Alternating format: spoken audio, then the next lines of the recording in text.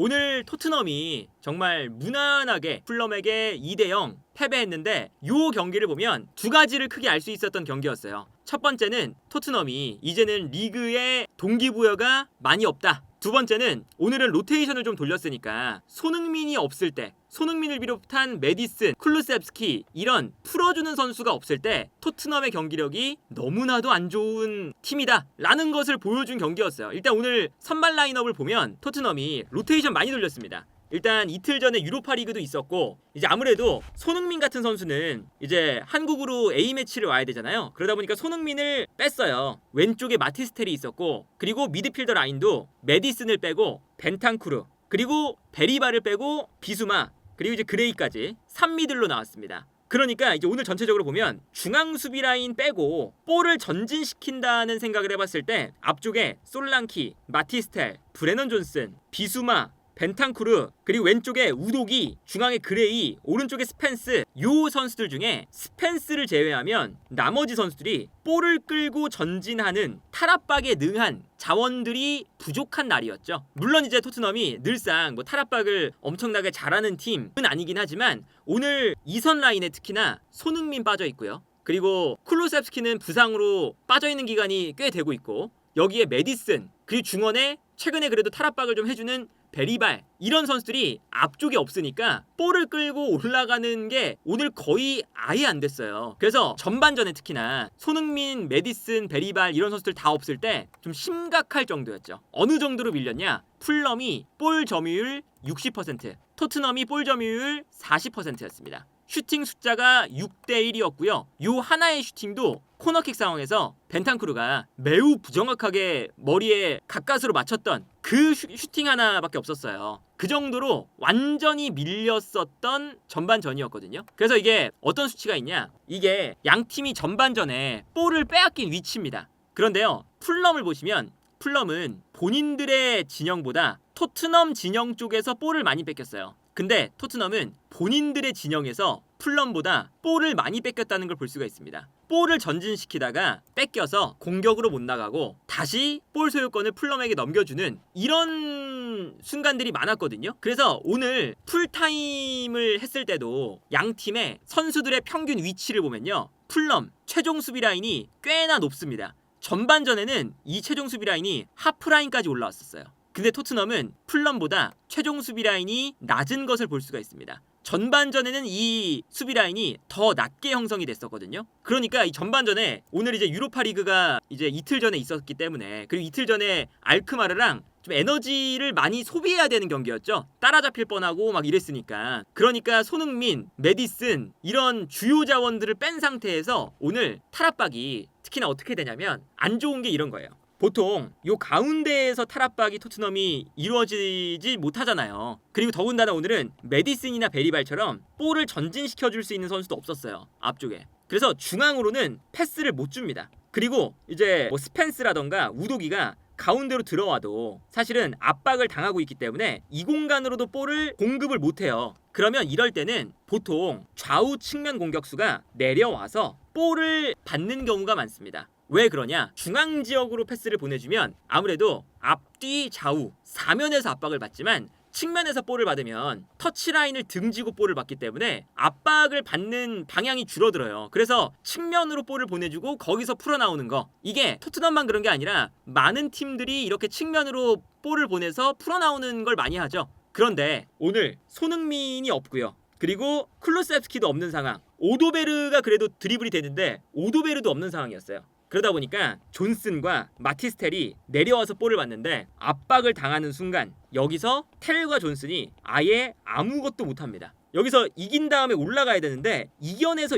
올라가는 거 자체를 못했죠. 그리고 뭐 상황에 따라서는 메디슨이 나오면 보통 이럴 때 메디슨이 있으면 메디슨이 오히려 이 측면으로 내려가서 볼 받고 여기서 탈압박을 해주잖아요. 근데 오늘은 메디슨도 없었으니까 이렇게 측면 지역으로 내려가서 탈압박 해주는 선수가 아무도 없었던 거죠. 그래서 이제 경기 장면 보여드리면 이런 장면 보세요. 이 장면 보시면 확실히 지금 풀럼이 가운데 지역에서 토트넘의 선수들을 모두 다 붙잡고 압박을 하고 있습니다. 그리고 이제 벤탄쿠르 같은 선수도 탈압박에 가담을 못하고 올라가 있죠. 좀 기다리고 있어요. 올라오기를. 그러니까 마티스텔이 측면으로 내려가서 여기서 마티스텔한테 패스를 줍니다. 토트넘이. 근데 마티스텔이 여기서 볼을 잡을 때 순간적으로 볼을 잡고 내려가고 있는데 여기서 가운데에 받을 선수가 없잖아요. 그러다 보니까 여기서 우물쭈물하다가 압박을 당해요. 그러니까 예를 들면 손흥민 선수가 여기서 잡을 때는 손흥민 선수가 가운데를 바라보면서 패스를 줄 수 있는 공간을 찾고 그리고 볼을 지켜내면서 요 공간으로 적절하게 패스를 풀어주는 장면이 많이 나오잖아요. 근데 오늘은 마티스텔이 그 역할을 못하니까 압박을 당해서 볼을 뺏깁니다. 아주 위험한 상황이 될 뻔했죠. 다른 장면도 마찬가지예요. 이번에도 가운데에 우도기, 그레이, 그리고 비수마, 벤탄쿠르가 있어요. 근데 모든 선수가 다 압박을 또 당하고 있습니다. 그러니까 가운데에서 압박을 당해서 풀어낼 수 있는 능력이 없으니까 이제 아무래도 베리발이나 메디슨처럼 그런 돌아설 수 있는 선수가 없죠. 그러다 보니까 우도기가 여기서 돌아서는 게 안 되니까 그냥 무작정 내려오는 마티스텔한테 줘요. 근데 마티스텔이 여기서 준비가 덜 돼 있는 상태에서 패스가 오니까 뒤에 있었던 수비수가 앞으로 튀어나가면서 마티스텔의 볼을 끊어버립니다. 그래서 여기서도 결국에는 압박을 이겨내지 못하고 볼을 뺏기니까 풀럼이 바로 공격을 시작하는 장면인 거죠. 반대편도 마찬가지예요. 반대편 브레넌 존슨, 이 장면도 가운데 스펜스, 비수마 다 붙잡혀 있어요. 그레이, 그러니까 존슨이 내려와서 볼을 받았습니다. 이런 장면 오늘 특히나 많았죠. 근데 여기서 내려와서 볼을 받을 때 만약에 쿨루셉스키였다면 상대가 달려나오면서 압박을 하면 버텨내면서 쿨루셉스키가 돌아선 다음에 패스를 줬겠죠. 쿨루셉스키가 잘하는 거잖아요. 근데 여기서 이제 존슨이 버티는 능력이 안 되니까 상대가 달려들 때 마음이 급해져서 그냥 앞으로 뻥 찹니다. 그리고 앞으로 뻥 찼을 때 이 솔랑키가 있는데 솔랑키 쪽으로 패스도 안 가요. 그러다 보니까 어이없이 풀럼에게 볼 소유권을 넘겨주는 장면. 그러니까 이렇게 이제 가운데에서의 탈압박이 안 되니까 측면 지역으로 볼이 넘어가고 거기서 탈압박을 하는 건 모든 팀들이 그렇게 해요. 근데 이제 오늘 경기 손흥민이 안 나오니까 측면 지역에서 저렇게 볼을 받아주고 넘겨주고 할 수 있는 선수가 없더라. 그래서 이제 오늘 경기 브레넌 존슨한테 아주 안 좋았던 신호가 뭐냐? 브레넌 존슨이 지난 경기 유로파리그에서 어쨌든 선발로 못 나왔잖아요. 그런데도 불구하고 전반전 끝나자마자 바로 존슨부터 교체해줬죠. 손흥민과 존슨. 그래서 손흥민을 왼쪽, 마티스텔을 오른쪽에 배치를 합니다. 그 다음에 탈압박이 안 되니까 바로 베리발 넣어서 비수마 빼버리고. 이게 요 손흥민과 베리발을 후반전 시작하자마자 넣었던 게 괜히 넣은 게 아니라 전반전에 이 정도로 탈압박이 안 되는구나. 이게 이제 지금 포스테클루 감독도 생각이 드니까 바로 넣은 거예요. 그리고 손흥민이 들어오자마자 어떤 플레이가 되냐? 손흥민 선수는 이렇게 이제 측면 공격수가 내려와서 볼을 받는 플레이, 이런 거를 손흥민 선수만 하는 건 아니에요. 물론 살라, 사카 이런 측면 공격수들이 클래스가 높은 선수들은 내려와서 버텨주고 주고 다시 올라가는 이런 풀어주는 플레이 많이 하잖아요. 근데 토트넘에서는 그 플레이를 할 수 있는 선수가 손흥민밖에 없다는 거죠. 그래서 손흥민 선수가 내려와서 볼을 받아줍니다. 근데 마티스텔하고 다른 점은 내려오면서 볼을 받을 때 수비를 끌어당긴 상태에서 가운데를 바라봐요. 시야가 넓게 형성될 수 있는 위치죠. 이때 뛰어들어가는 우도기, 벤탄쿠르, 베리발 혹은 솔랑키 이런 선수들한테 좋은 공간으로 뛰어들어가는 선수들한테 패스를 준다는 거죠. 이게 되기 시작합니다. 그리고 특히나 이 우도기 같은 경우도 아까 그 경기 장면 보여드리면 마티스텔이 요 이제 측면에서 탈압박이 안 되니까 우도기가 유난히 볼을 많이 잡은 다음에 볼을 소유하면서 막 올라가려다가 뺏기는 장면 많았어요. 근데 우도기 같은 경우도 손흥민이 볼을 잡을 때 달려 들어가는 것에 특화가 되어 있으니까 우다다다 달려가고 손흥민 선수가 측면에서 주는 플레이 이런 걸 했을 때 더 우도기의 플레이도 살아나죠. 볼 소유를 할 수 있는 능력보다는 저렇게 운동 능력, 달려가는 능력 이런 거를 할 수 있는 선수인 거잖아요. 우도기도. 그러다 보니까 후반전에 어떤 장면이 나오냐? 손흥민 투입하자마자 바로 바뀝니다. 이 장면 보세요. 이 장면 보면 아까랑 똑같아요. 전반전하고 똑같아요. 가운데에 스펜스, 그레이, 이제 우도기, 벤탄쿠르 다 붙잡혀 있습니다. 그러니까 전반전과 달라진 건 측면에서 내려오는 선수가 손흥민이냐 마티스텔이냐 요게 달라진 거죠. 그래서 내려오는 손흥민한테 줍니다. 주면 손흥민 선수가 내려와요. 내려와서 볼을 받아요. 그리고 여기서 볼을 받으니까 가운데로 줄 수 있는 시야가 확보가 됩니다. 근데 여기서 손흥민 선수가 다른 점, 뛰어들어가는 벤탄쿠르를 보고 볼을 받자마자 원터치로 내주는 게 됩니다. 그래서 여기서 볼을 안 뺏기고 탈압박이 되는 거죠. 그래서 손흥민을 기점으로 뛰어들어가는 벤탄쿠르에게 패스를 주면서 벤탄쿠르가 볼을 잡아서 바로 역습으로 나갈 수 있는, 특히나 이 공간에서 수비가 밀집해 있으니까 반대로 방향 전환하면 공간이 넓은 상태에서 공격을 또 할 수 있어요. 이런 강점이 계속 이제 생기게 되는 거거든요. 다른 장면도 보세요. 이 장면도 손흥민한테 일단 줘요. 그러면 수비가 달라붙는데 이때 손흥민이 또다시 경기장을 넓게 바라보면서 뛰어갈 수 있는 선수들을 찾습니다. 그리고 여기서 우도기가 달려 들어가죠. 그러면 손흥민이 볼을 잡아서 바로 우도기에게 넘겨주면 우도기가 전반전과 다르게 본인이 볼을 소유하는 게 아니라 달려 들어가는 에너지가 넘치는 선수니까 달려 들어가면서 좋은 공간으로 뛰어가는 요게 된다는 거죠. 그래서 전반전과 후반전이 달라진 점은 결국엔 이 손흥민을 투입하면서 측면에서 탈압박하는 선수가 생겼다. 그래서 이제 전반전과 후반전이 경기력적인 차이가 컸어요. 전반전엔 토트넘이 완전히 내려앉아 있었고 올라가지도 못했죠. 전반전엔. 근데 후반전에는 반대로 풀럼이 압박을 하다가 풀려서 토트넘이 역습을 하는 이런 장면들이 많이 나왔다. 그래서 이런 장면인 거죠. 이 장면도 압박을 당할 때 우도기가 내려오는 손흥민이 볼을 잡을 때 상대가 달려드니까 여기서 손흥민 선수가 볼을 잡을 때 순간적으로 뒷발로 뛰어들어가는 우도기에게 센스 있게 넘겨줘요.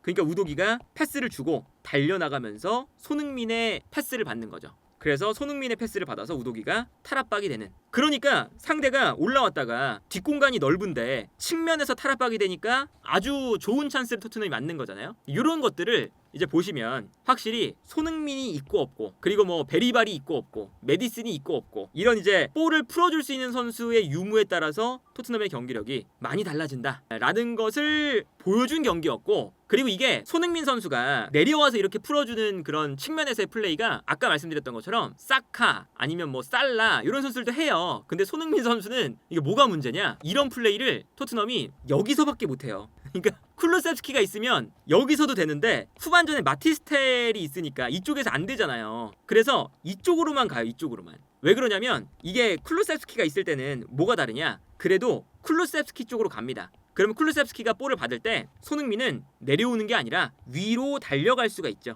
그러면 수비가 순간적으로 쿨루셉스키가 볼을 받는 왼쪽으로 쏠릴 때, 이럴 때 쿨루셉스키가 볼을 받아서 방향전환 시키면 여기서 거쳐 나와서 넓은 공간에 있는 손흥민에게 전달이 되는, 요게 되는 거거든요. 그래서 반대편 측면 공격수도 기본적으로 탈압박이 되는 선수가 있으면 왼쪽 오른쪽 번갈아 가면서 하면서, 그리고 손흥민이 조금 더 내려오기도 하지만 달려나가면서도 볼을 받을 수 있는 이런 장면이 나올 텐데, 오늘 경기도 보면 손흥민과 마티스텔 쪽에서는 탈압박이 안 되니까 주구장창 손흥민 쪽으로, 그러면 손흥민은 내려와서 볼 받는 플레이만 많이 하게 되는 그런 형태가 이제 만들어지는 거죠. 그래서 이제 뭐 예를 들면 지난 알크마르전 같은 경우 그때는 메디슨이 있었잖아요. 그러니까 메디슨이 있고 없고도 되게 큰 차이가 나는 게 이런 거예요. 예를 들면 이렇게 왼쪽에서도 손흥민이 내려오는 게 아니라 메디슨이 있으면 메디슨이 내려와서 탈압박을 하잖아요. 그래서 여기서도 이게 알크마르전이었는데 알크마르가 압박할 때 메디슨이 여기서 탈압박을 합니다. 그러니까 메디슨이 탈압박하는 순간 손흥민은 내려오지 않고 달려나갈 수 있고 탈압박이 된 다음에 손흥민한테 패스를 줄 수가 있는 거죠. 여기서 골이 나왔죠. 다른 장면도 마찬가지예요. 이게 이제 두 번째 골 장면인데 이것도 물론 이제 여기서 볼을 뺏은 거지만 여기서 토트넘이 알크마르의 압박을 이겨내고 올라오니까 반대편에 손흥민이 공간이 생깁니다. 그래서 방향 전환이 되면 그러면 손흥민이 보다 높은 위치, 보다 넓은 공간에서 저기서 이제 결정력을 발휘해 주는 거잖아요. 근데 저런 장면이 오늘 경기 보면 아예 안 나온다. 그러니까 메디슨도 오늘 이제 후반전 중반쯤에 투입이 됐고, 그리고 손흥민이 없을 때는 마티스텔 그리고 반대편 존슨, 여기서 아무것도 안 되고, 그리고 손흥민이 나왔을 때는 손흥민과 마티스텔인데 마티스텔 쪽에서 그게 안 되니까 손흥민 혼자만 이제 볼을 내려와서 받아주고 풀어주고 요런 것만 이제 하게 되는 거죠. 그래서 이제 오히려 오늘 토트넘이 유일하게 그래도 좋은 찬스가 나왔던 장면이 있어요. 손흥민 쪽에서 공격을 시작할 때 여기서 손흥민이 왼쪽에서 접고 들어옵니다. 접고 들어오면서 이제 슈팅할 수 있는 각도를 만들어요. 그러니까 이제 풀럼이 손흥민한테 슈팅 각도를 안 줘야 되니까 막 모여들어요. 한쪽으로. 근데 여기서 또 이제 일단은 손흥민이 접고 들어오는데 우도기가 달려가다가 겹쳤어요. 손흥민 선수랑. 그래서 여기서 손흥민 선수가 어쨌든 우도기랑 겹치기도 했고 슈팅 각도가 안 나오니까 수비를 끌어당긴 다음에 패스를 줍니다. 이러면 반대편에 공간이 나오죠. 그래서 이 다음 장면을 보면요, 손흥민 쪽에서 수비가 다 쏠려 있고 패스 반대편으로 넘어가거든요. 이 장면도 이제 그 손흥민 선수가 우도기랑 겹치니까 아주 아쉬워하는 요 리액션이 있었죠. 근데 어쨌든 손흥민한테 수비가 쏠리니까 반대의 공간이 나는 거예요. 그래서 벤탄쿠르가 방향 전환을 했을 때 마티스텔이 볼을 잡는 위치가 공간이 많습니다. 그래서 공간이 많이 나니까 스펜스가 뛰어들어가고 스펜스를 향해서 이제 수비가 모두 다 쏠리니까 그 순간 마티스텔이 접고 들어오죠. 그래서 마티스텔한테 슈팅할 수 있는 각도가 나와요. 그리고 마티스텔이 이제 부진하다는 소리를 많이 듣지만 이 선수가 가진 능력 중에 하나는 슈팅력이거든요. 슈팅력은 있는 선수예요. 그러다 보니까 접고 들어와서 심지어 본인의 주발도 아니라 왼발로 아주 좋은 슈팅을 때리죠. 이 장면이 그래도 가장 토트넘이 오늘 경기에서 만들어낸 위협적인 찬스였습니다. 그리고 여기서 레노 골키퍼가 선방을 했는데 선방을 한 게 메디슨한테 넘어가고 메디슨이 세컨볼을 잡아서 솔랑키한테. 근데 솔랑키가 여기서 충격적인 하늘로 날아차는 슈팅. 이게 나왔죠. 요게 이제 그래도 가장 오늘 경기 나왔던 좋은 장면이었어요. 그나마. 근데 요것도 결국에는 손흥민 쪽에서 시작해서 반대편으로 넘어왔다는 거죠. 이게 뭐 안 좋다는 게 아니라 이런 게 반대편에서도 나와야 반대편에서 그게 나온 다음에 넘어와서 손흥민이 마티스텔처럼 슈팅하는 이런 장면도 섞어서 나와야 되는데 그게 안 나오더라. 그리고 이제 오늘 경기 이제 오늘 토트넘이 패배했던 이유가 뭐였냐? 가장 큰 이유는 결국엔 공격 자원도 이제 오늘 뭐 손흥민 안 나오고 메디슨 안 나오고 이러니까 문제가 많았잖아요. 주전 선수들이. 근데 어떤 거였냐? 수비 라인에 오늘 중간에 로메로가 빠졌죠. 로메로가 아무래도 아직까지는 풀타임을 뛸 만한 그게 안 되나 봐요. 그러다 보니까 중간에 로메로를 뺍니다. 로메로가 나간 시간이 68분이거든요. 68분. 로메로가 빠지고 누가 들어왔냐면 메디슨이 들어와요. 메디슨이 들어와서 그레이가 다시 수비로 내려가죠.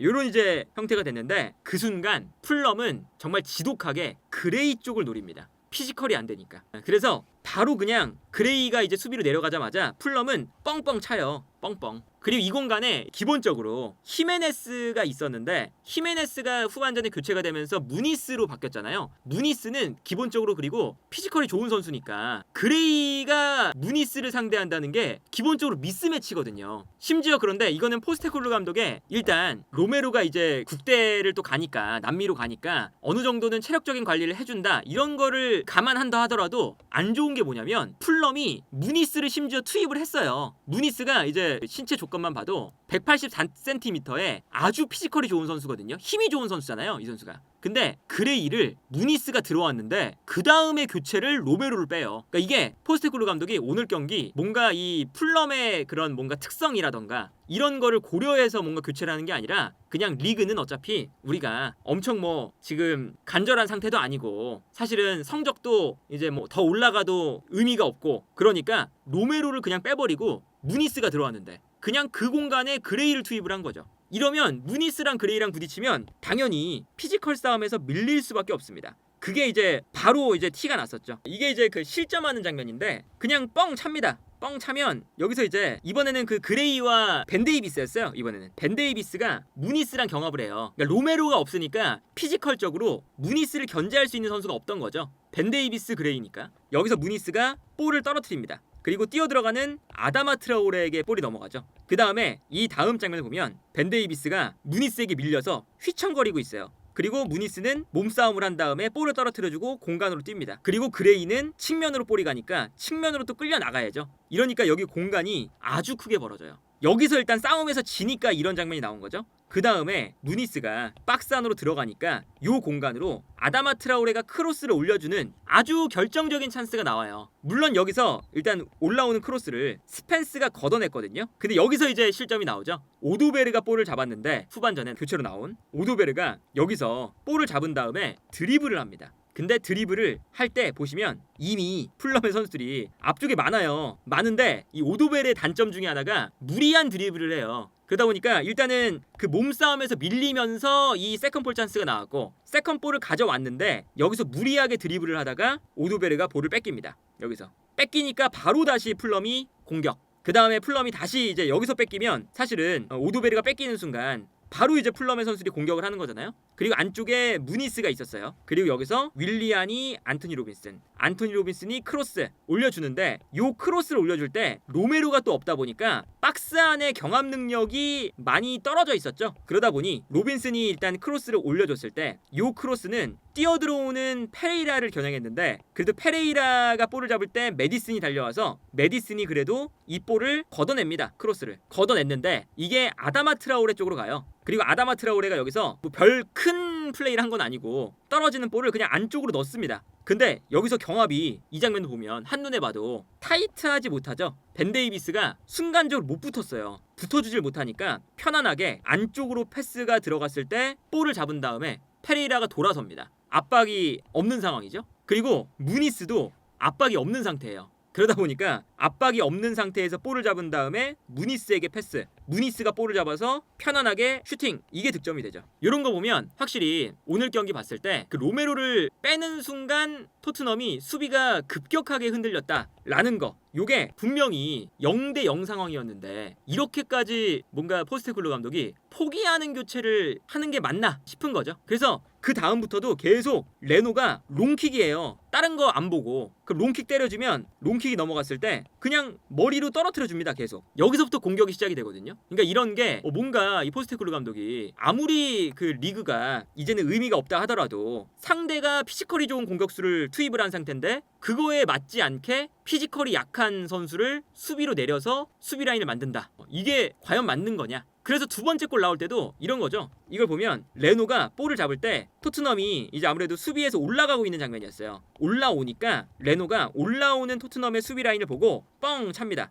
뒷공간으로. 그리고 여기서 뛰어 들어가는 선수가 풀럼의 세세뇽이었어요. 토트넘에서 풀럼으로 이적한 세세뇽이 뛰어 들어가는데 뛰어 들어갈 때 이 볼이 롱킥이 잘 들어가서 여기서 이제 바운드가 돼요. 바운드가 되면 이제 뛰어 들어가는 선수가 벤 데이비스 그리고 세세뇽이었거든요. 근데 바운드가 될 때는 아무래도 몸싸움이 일어날 수밖에 없잖아요. 달려드니까. 근데 이 몸싸움에서 벤 데이비스가 세세뇽한테 집니다. 그래서 세세뇽이 여기서 달라붙으니까 벤 데이비스가 세세뇽한테 밀려요. 그리고 밀리는 순간 세세뇽이 볼을 소유할 수 있게 되고 아무리 벤 데이비스가 밀고 잡아당겨도 등을 지면서 세세뇽이 돌아섭니다. 그리고 여기서 편안하게 오른발 슈팅 득점. 그냥 이거는 그 레노의 어시잖아요. 레노의 뻥, 그 다음에 레노가 찬 거를 받아서 세세뇽이 득점. 이런 거 보면 이게 어쨌든 포스테코글루 감독이 마지막에 교체를 하면서 로메로를 뺀 게 치명적이었다. 그리고 이거를 좀 생각을 해보면 토트넘이 이제는 리그에 너무 동기부여가 없는 게 아닌가. 마지막에도 토트넘이 역전을 한다거나 동점을 만든다거나 만회골을 만든다거나 이런 뭔가 간절함이 없죠. 그냥 바라만 보고 있고 뒤에서 그냥 뭐 백패스하고 있고 약간 이제 그냥 무난하게 두 골 먹히면서 지는 이런 흐름으로 갔거든요. 그래서 이제 경기 중간에 이런 장면이 나와요. 포스테코글루 감독은 그냥 무던하게 보고 있고 2대 0으로 지고 있는데 토트넘 팬들은 심각한 표정으로 보고 있는, 요게 이제 번갈아 가면서 보여주는 장면이 한번 나왔거든요. 이게 어쨌든 유로파 리그밖에 안 남긴 했지만 그래도 리그가 2달 반이나 남았어요. 근데 이게 리그에서 이렇게 동기부여 없는 경기를 하면 유로파 리그에서도 경기력을 유지하기가 영향을 좋게 줄 수는 없다. 악영향을 줄 것이다. 그래서 오늘 경기는 토트넘이 동기부여가 리그에 너무 없다는 거, 그리고 이제 손흥민 선수가 없을 때 토트넘이 많이 흔들리는 팀이라는 거, 이런 거를 볼 수 있는 경기였습니다.